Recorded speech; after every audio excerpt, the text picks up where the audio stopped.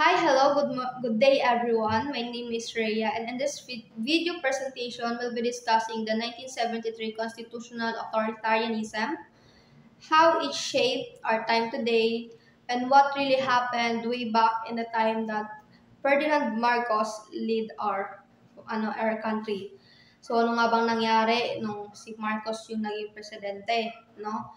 Ano nga bang kaganapan? Bakit may martial law? Bakit binago ang constitution from 1935 constitution to 1973 Constitution? Bakit tinawag ng Marcos Constitution ang 1973 Constitutional Authoritarianism?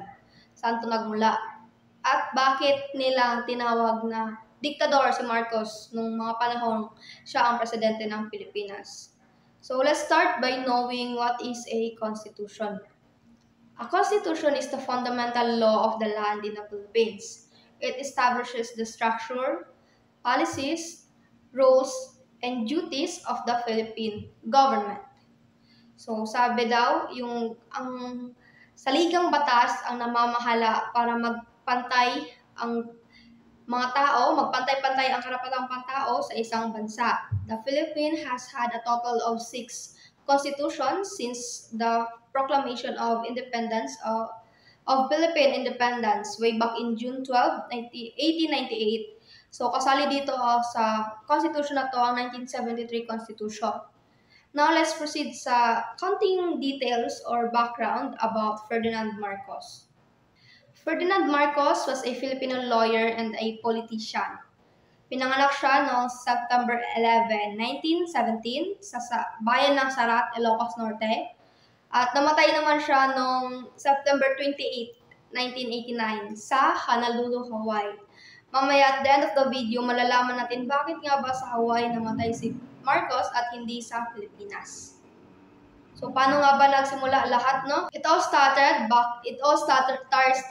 way back in 1965 where Ferdinand Marcos won the election as the President of the Philippines.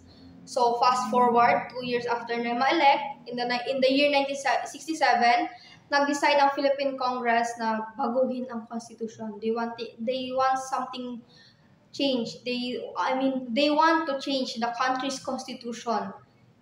Yung 1935 Constitution, gusto nila lang palitan, baguhin dahil gusto nila ng bagong government style. So, Marcos managed to won another term. Na-re-elect siya noong 1969.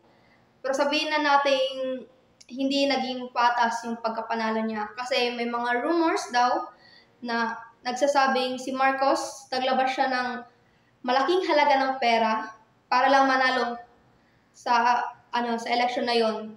Naglabas siya ng malaking halaga ng pera ng campaign niya at karamihan doon, sad to say, galing sa government funds.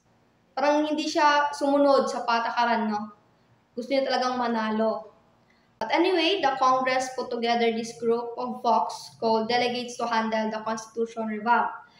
Yun yung plano nila. Gusto talaga nilang baguhin ang 1935 Constitution.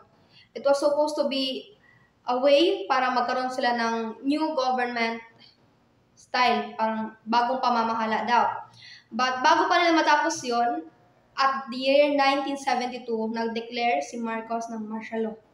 Bakit? Sabi niya lang naman na it was to deal with some supposed communist trouble. Pero yung totoo is gusto niya daw magkaroon ng kapangyarihan within himself, no? Under martial law, sabi na natin maraming pakapangyarihan si Marcos. Dito pumasok yung 1973 Constitution. It was supposed to be made para baguhin ang government system natin. But then Marcos used it para sa kanyang kapakanan. Ginawa niyang laro ang saligang batas sa kamay niya. He even put the rule na inalis niya yung rule doon sa 1935 Constitution na may term limit ang pagiging presidente. Inalis niya. So, he was able to rule the Philippines for the past 21 years, di ba? Tagal nun. Supposedly, ang term ng isang presidente nasa 4 years to 6 years, di ba? Nung panahon. So, yung bagong constitution, nagkaroon sila ng idea, naniwala ang mga tao ni Marcos na susundin niya talaga. Pero nung nilabas na yung 1973 Constitution at it's time to vote, natakot siya na baka hindi magustuhan ng mga tao, natakot siya na baka daw hindi botohin ng mga taong bayan yung idea niya, hindi sundan ng mga taong bayan yung idea na bagong constitution. So, ang ginawa niya, nag-gather siya ng mga tao, tapos, instead na regular voting, kung saan mag-vote talaga, ang ginawa niya is nagpa-raise sila ng hand kung sino, like, sa classroom election, kung sino yung gustong bumoto, taas lang ng kamay, ganun. Pero sabi nila, meron daw business going around that time na maraming nag-vote buying pa rin, no? So, as time passed by, under ng martial law, ginamit ni Marcos yung bagong constitution, which is the 1973 Constitution, para paikutin ang Pilipinas sa kamay niya. Pero nung late 1980s, nagbago lahat noon, simula nung na-assassinate yung yung kalaban niya na si Benigno Aquino Sr. So, namulat yung mata ng mga tao doon. Kasi ilang taong pinahirapan ni Marcos si Aquino eh. So, doon na sila nag-start na magkaroon ng EDSA People's Power Revolution on February 1986 with the EDSA People Power Revolution. Million of Filipinos took to the street para magprotesta laban kay Marcos. So, fast forward, napaalis si Marcos at ang pumalit sa kanya is yung asawa ni Benigno Aquino na si Corazon Aquino.